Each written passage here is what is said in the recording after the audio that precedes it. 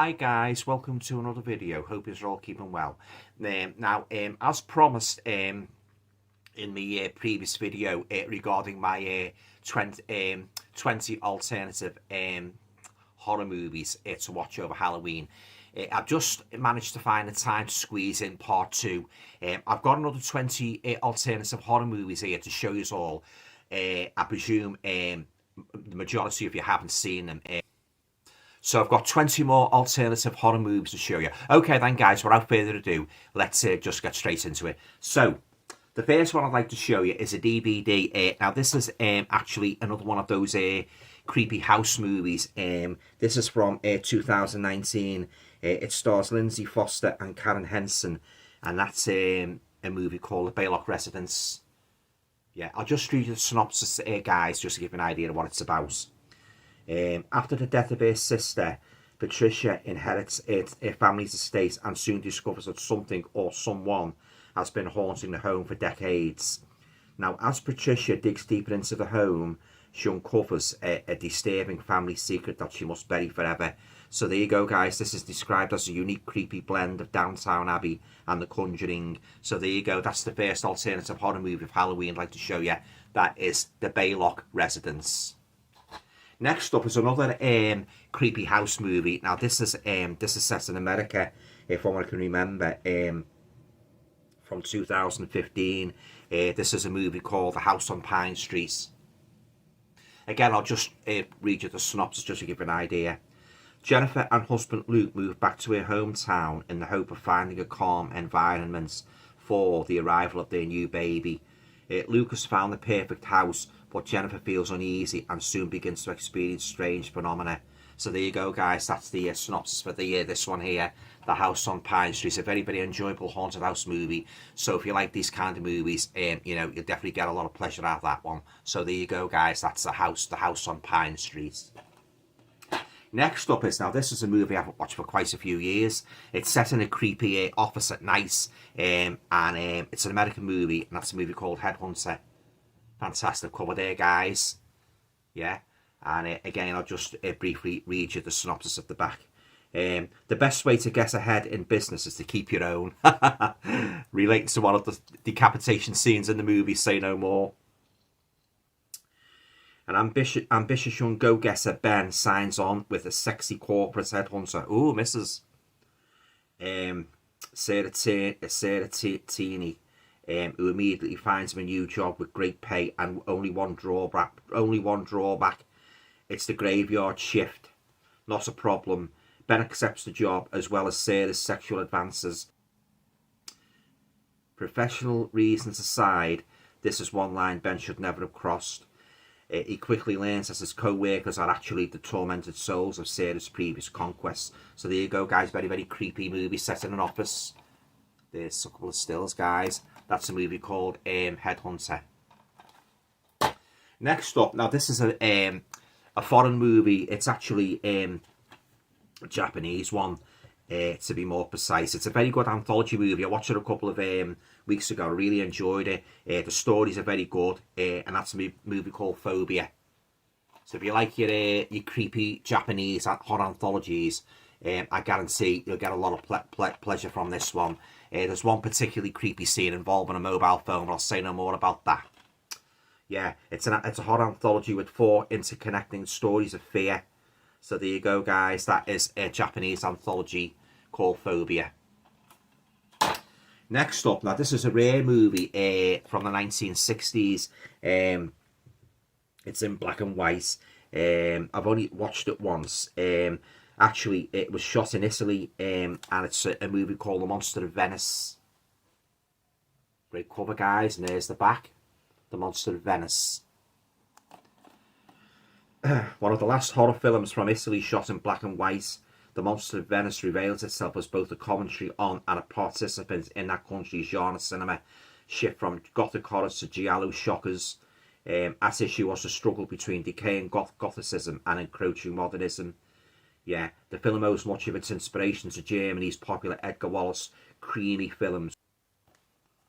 So there you go, guys. A very good black and white Italian movie from the 1960s. Basically, the title says it all. The Monster of Venice, and the monster being a serial killer.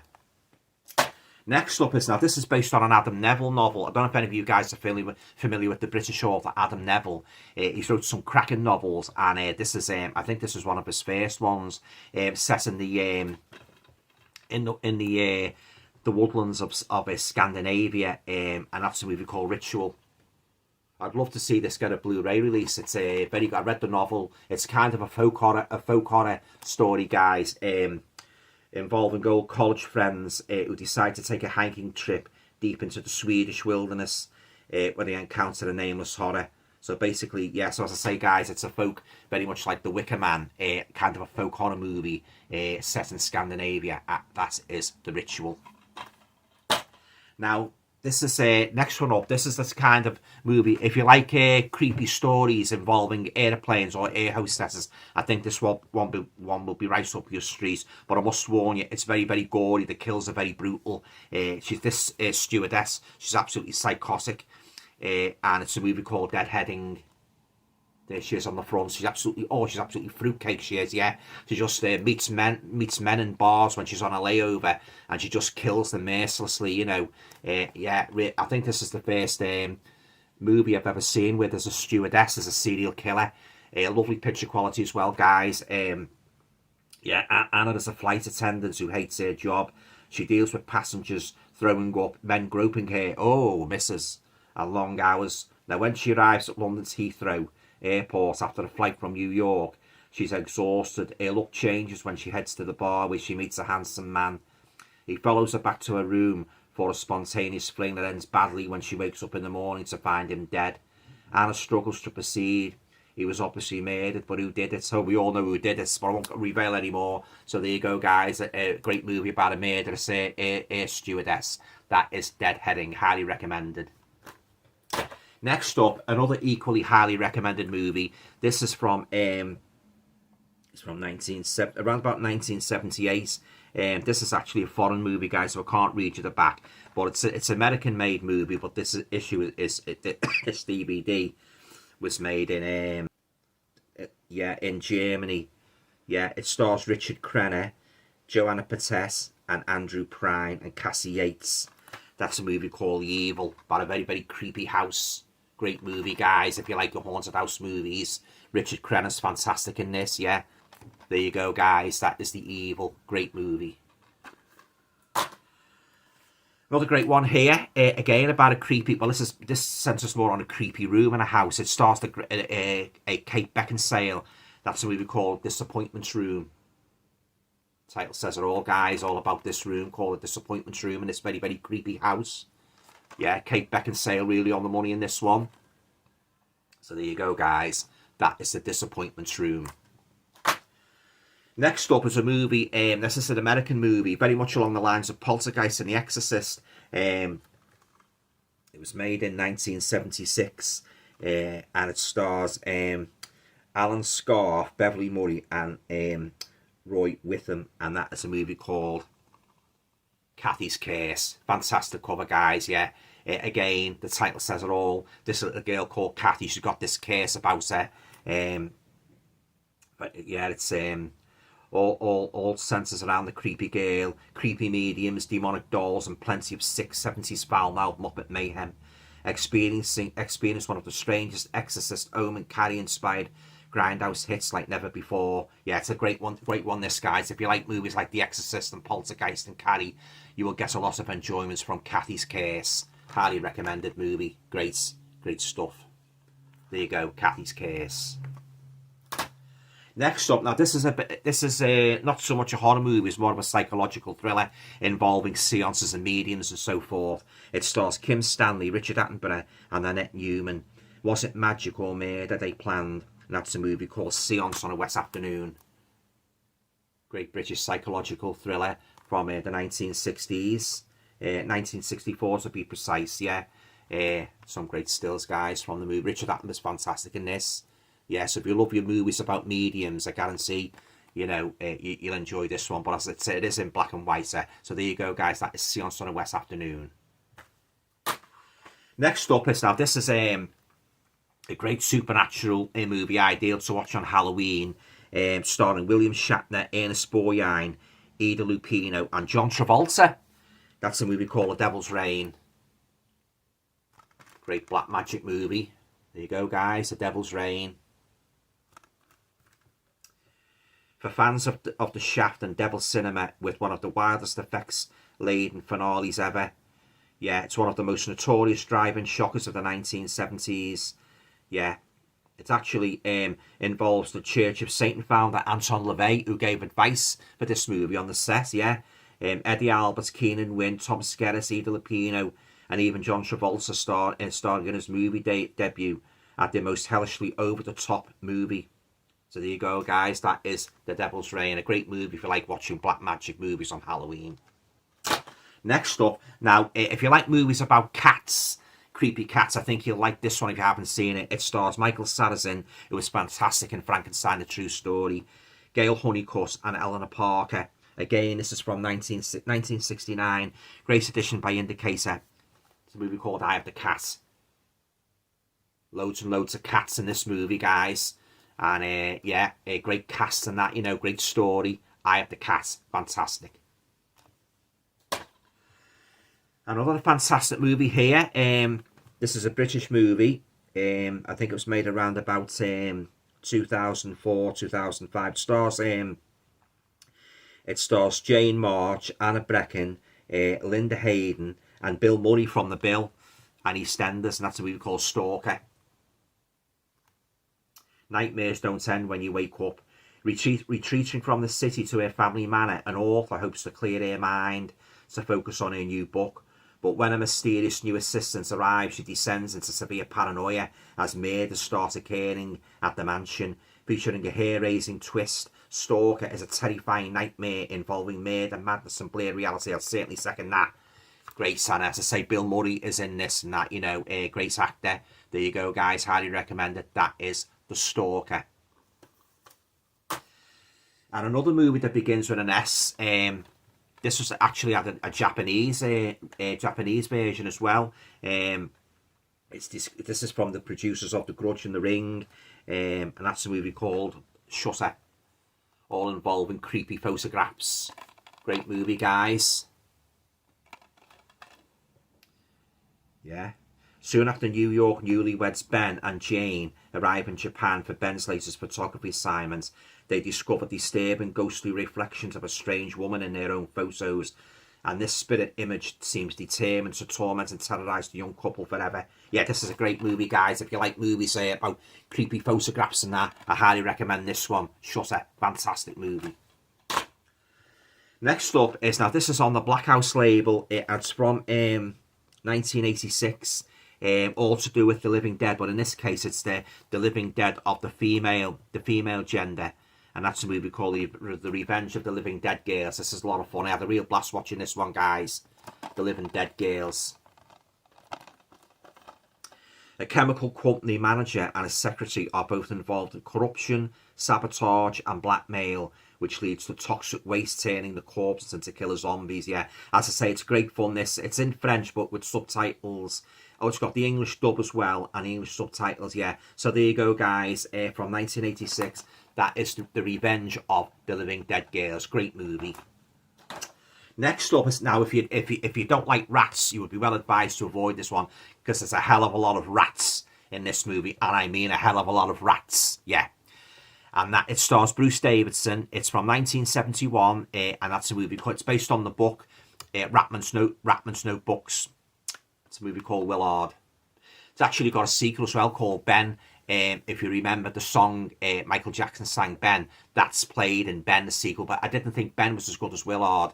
Yeah, it's about this young guy who works in an office and that, and he one day finds a rat in his rockery, and he befriends it, and he ends up raising a bloody army of them, you know, in his house and that, you know, and what he does, he gets them onto people who he hates, you know, starting with his boss, Ernest Borgnine. Yeah, but I won't go any further than that.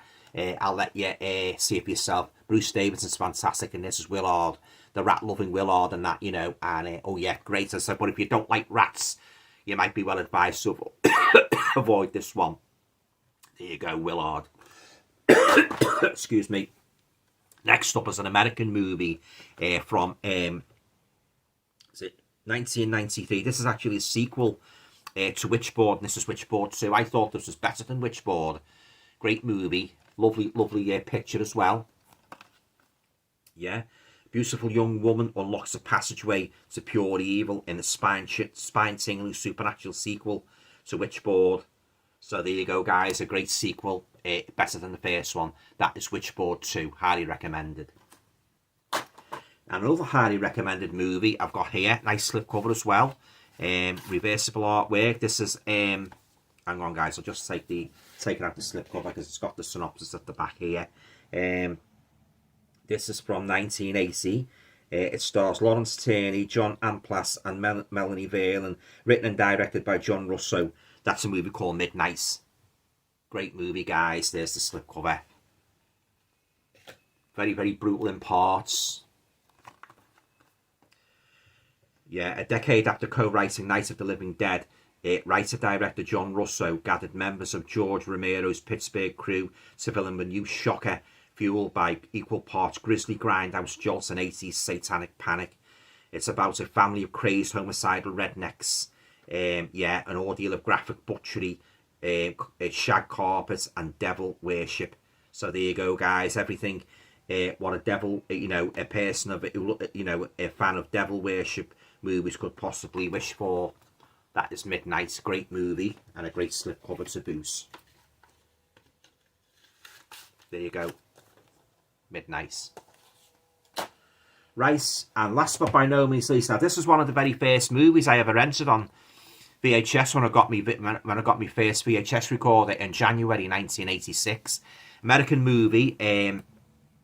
It stars Meg Tilly, Melissa Newman, Robin Evans, and Elizabeth Daly, and that's a movie called One Dark Night. This basically involves like gang of schoolgirls who's sort of like this girl, a new girl, the initiator. But what she's got to do, the precondition is she's got to stay a night in this crypt, this very, very weird crypt, and that, you lock it in like, oh, it's great, guys, it really is. Really enjoyed this one, and there's the original VHS artwork. What I've got in 1986, One Dark Night. It's great, yeah. 3 years before, he shocked slasher fans senseless with his classic sequel, Friday the 13th Part 6, Jason Lives. Director Tom McLaughlin was launching his career in One Dark Night, an unheralded horror gem that is finally unleashed courtesy of 88 Volts collection. Telling a terrifying tale of some teenagers who opt to spend the night in a morgue, but awake a demonic force that takes none too kindly to trespassers. However, this colourful bout of 80s carnage is back to frighten a new generation, and with a leading lady turned from the beautiful Meg Tilly from Psycho 2, is it any wonder this decade-defining ghost story has never been forgotten by those who first encountered its eerie charms? Yeah, great movie this, guys. Highly recommend you haven't seen it. That's One Dark Night. And there you go, guys. That's it. I hope you enjoyed part 2 of my alternative horror movies to watch over Halloween. Have you seen any of these movies? Let me know in the comments down below. I'd like to get a discussion going about these movies. So that's it, guys. I won't be doing any more now. Halloween, alternative Halloween. So because I'm going to be doing my live stream this Thursday. But what I might try and sneak in, I'm going to sneak in a review of a movie that I watched it on Saturday and I really enjoyed it. So that's going to be a short review coming up very soon. Okay then, guys. If you like the video, please feel free to share, subscribe, comments. All going well. I'll be back again very, very soon. As I say, with the review of this great movie I watched on Saturday, and of course my live stream on Thursday at 8. Okay, see you soon. Bye.